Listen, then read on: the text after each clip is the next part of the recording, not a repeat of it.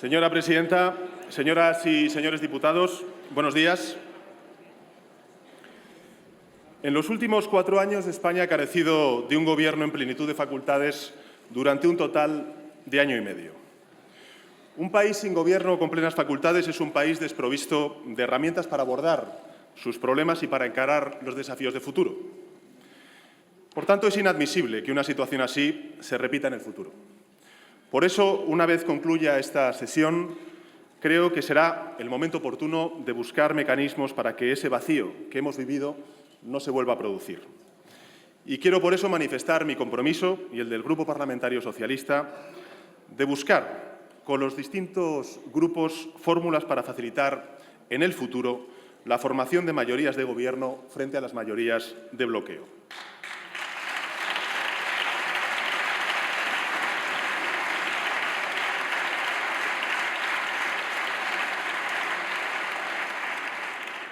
Sin Parlamento no puede haber un Gobierno democrático, pero sin Gobierno electo tampoco puede funcionar indefinidamente un Parlamento. Y sin Gobierno electo y sin Parlamento es evidente que nuestro sistema democrático se resiente gravemente. En resumen, es inadmisible que una situación así se repita en el futuro, pero más inaceptable aún es todavía que una situación así se prolongue un día más en nuestro país. Los españoles y las españolas, señorías, han cumplido con su obligación de votar y lo han hecho no una vez, sino 5 veces en un año. Y nuestro primer deber es darles lo que han votado, que es un Gobierno. Más precisamente cuando ese Gobierno que se propone está acorde con su voluntad. El pasado viernes expliqué cuál podría ser el resultado que se produciría en la primera votación de esta investidura el pasado sábado. Dije textualmente que al concluir estas sesiones de investidura se produciría un voto y ese voto expresaría 3 posturas. De un lado se perfilaría la España que quiere avanzar, que trasciende sus diferencias, como hemos hecho distintos grupos parlamentarios a lo largo de estas últimas semanas, y se une para avanzar formando una coalición de progreso, de diálogo y de justicia social. En medio, quienes no quieren sumarse a ese avance, pero al menos no lo impiden gracias a su abstención. Y del otro lado, una curiosa coalición variopinta en la que figuran desde la ultraderecha a partidos antisistema y también los nacionalismos más intransigentes de uno u otro signo. Es la España que bloquea, sin alternativa, sin solución, sin horizonte, sin respuesta. Solo no y solo bloqueo. Pues bien, así sucedió el pasado sábado. Y por eso comparezco de nuevo hoy, conforme a lo que prevé nuestra Constitución, para pedir la confianza mayoritaria de la Cámara en representación del Partido Socialista Obrero Español, que fue quien ganó las elecciones y es la primera fuerza política en este Congreso, y en nombre de la coalición progresista que propongo a la Cámara. Por sí sola, esta coalición inédita en la historia democrática de nuestro país constituye un esfuerzo por aunar voluntades. Suma 155 escaños y, además, puede obtener el respaldo suficiente para convertirse en la única opción de gobierno posible. Y es importante subrayar esto, recalcarlo, señorías. Es la única opción de gobierno posible después de 5 elecciones, 2 elecciones generales el último año.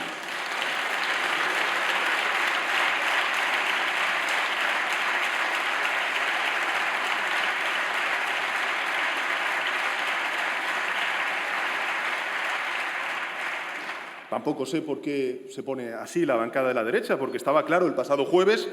Hoy debe estar aún más claro tras escuchar a los distintos grupos. No hay otra opción de gobierno. Y es además, señorías, la opción que obtuvo la victoria en las pasadas elecciones del 10 de noviembre y también en las 4 elecciones que se han producido a lo largo del año 2019. 5 elecciones con el mismo resultado, señorías, no son una coincidencia. Se llama democracia y significa la expresión de la voluntad popular.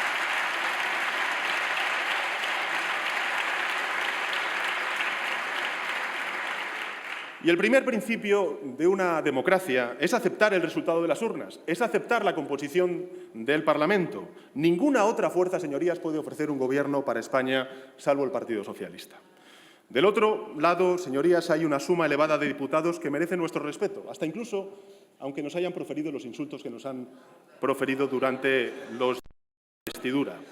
Pero, señorías, su suma elevada de diputados es tan heterogénea que solamente comparten una cosa, es el bloqueo, es el no. Y, por tanto, la disyuntiva a la que nos sometemos hoy aquí con su votación, señorías, es la siguiente. O coalición progresista o más bloqueo para España. O coalición progresista o más bloqueo para España. Y yo espero que la mayoría parlamentaria del Congreso opte por una coalición progresista.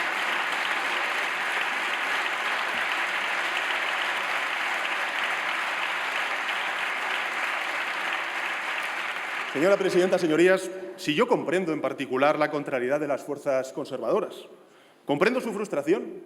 Si es que lo han intentado todo, han intentado 5 elecciones y han fracasado.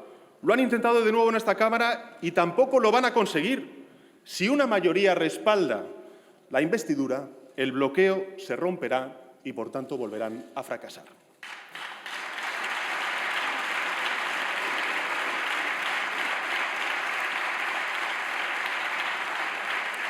Es cierto, señorías, que han ido cambiando de argumentos a lo largo del tiempo para justificar el bloqueo, pero la verdadera razón siempre ha sido la misma, no nos equivoquemos.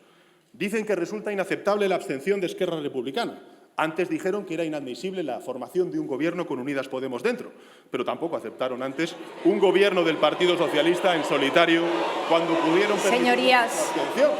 Señorías, por favor. Han ido cambiando. Ruego silencio. Han ido cambiando, señorías. Ruego silencio. Señor García Egea, por favor. Han ido cambiando, señorías, de pretexto. Señorías. Señor Matarí, le ruego silencio, por favor. El Congreso de los Diputados, como la Constitución y España no es suyo, es de todos los que estamos aquí presentes. Respeten el uso de la palabra al orador. Tengan un poco de nivel democrático, señorías. Tengan un poco de nivel democrático. Respeten al orador en el uso de la palabra. Esta Cámara no es suya. Han ido ustedes cambiando de pretextos para ganar tiempo. Sí, pero la razón siempre fue la misma. O gobiernan las derechas o no hay gobierno en España. Ustedes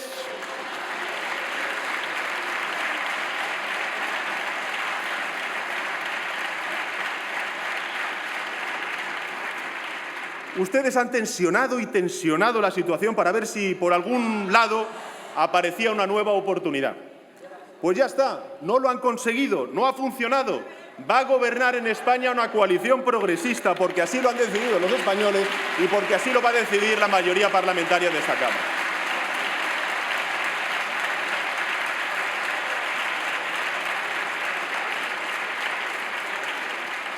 Pues yo comprendo, pues, la contrariedad de las fuerzas conservadoras y comprendo también su frustración, pero les pido que acepten la realidad. Ustedes han perdido las elecciones y van a perder la votación en el día de hoy. Y llegados a este punto, ustedes pueden hacer 2 cosas, o seguir indefinidamente en el berrinche o aceptar el resultado.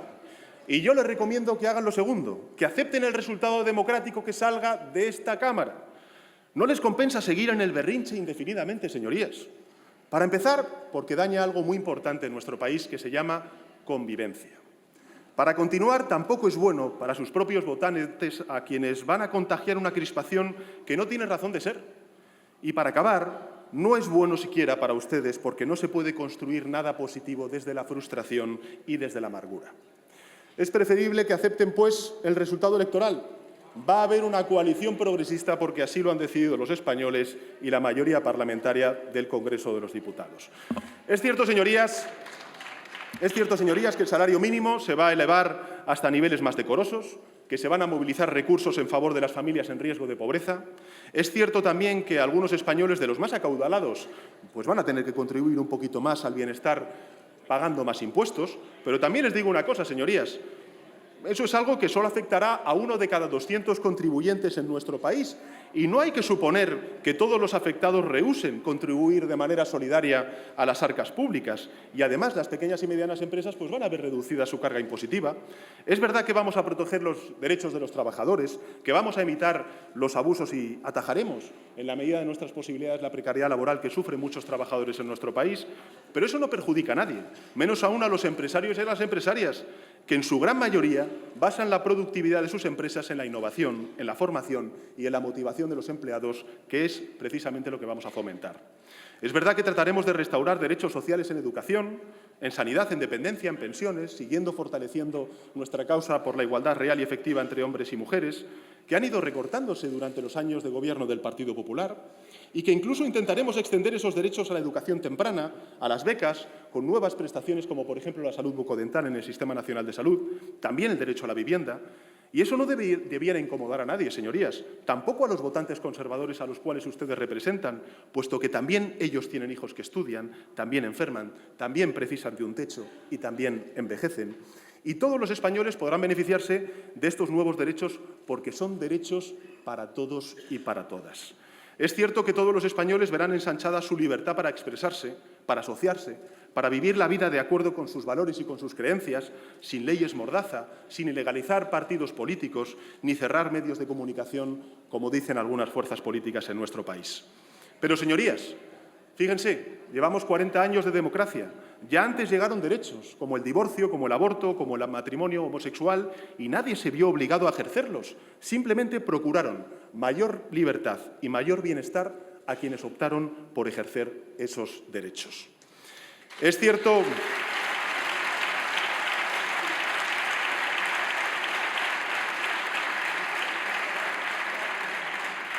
que todos deberemos adaptar nuestros modos de producción, de consumo, de transporte y de vida a la lucha contra la emergencia climática y que deberemos asumir otros hábitos que hagan posible la protección de nuestro aire, de nuestras aguas, de nuestros bosques, de nuestra biodiversidad, en definitiva. Pero lo haremos asegurando una transición justa al nuevo modelo energético en el que nadie resulte dañado. Y todos, sin distinción de ideología, señorías, resultaremos beneficiados de un aire más puro, de unas aguas más limpias y de un planeta más sostenible. Es cierto que recibirán mayor atención nuestros compatriotas que viven en extensas zonas en riesgo de despoblación, pero ese paso no distingue a una u otra ideología y va a beneficiar a todos por igual. También es cierto que viviremos un tiempo de un diálogo necesario en nuestro país para superar los contenciosos territoriales, pero lo vamos a hacer siempre dentro de la Constitución y velando por la integridad, las diferencias en base al respeto y trabajando por el bien común. Señor candidato, tendría que ir terminando, por favor. Igual, señorías, que estos cambios, pues impulsaremos otros en la ciencia, en la investigación, en la cultura, en las infraestructuras, en la revolución digital, en el sector primario, en la creación de empleo. Y si algo lamento, señorías, de este debate de investidura es que se hayan visto muy poco atendidas en el debate por parte de la oposición conservadora las propuestas que realizamos en estos y otros muchos ámbitos. Creo que estos y otros asuntos que afectan e interesan a millones de españoles han salido perjudicados de este debate como consecuencia de su acaloramiento y su exaltación durante la pasada semana. En todo caso,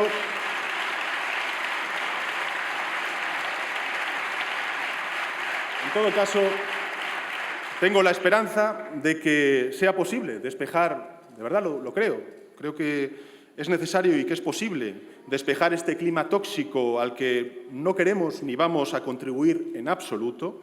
Nos vamos a esforzar por crear un clima constructivo que contribuya a superar las diferencias y no a encontrarlas. Confío en que, superado este trámite parlamentario que es imprescindible para tener un gobierno y que funcione plenamente la democracia, sea posible superar con él la atmósfera de irritación, de crispación que ustedes han traído a esta Cámara y que podamos recuperar pues, un espacio para el entendimiento, para el consenso, para los acuerdos que necesita nuestro país y que nuestros conciudadanos demandan. Permítanme que lo exprese con las palabras de un compatriota de bien, en el que creo que podemos reconocernos todos quienes aspiramos a la convivencia democrática. Dijo el presidente de la República, Manuel Azaña: se comprobará una vez más, sí, el presidente de la República, don Manuel Azaña.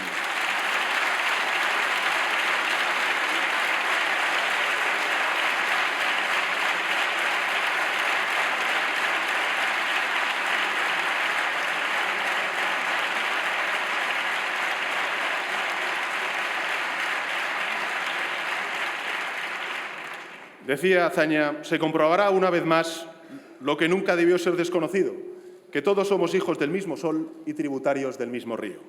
Porque, señorías, también en palabras de don Manuel Azaña, nadie tiene el derecho de monopolizar el patriotismo.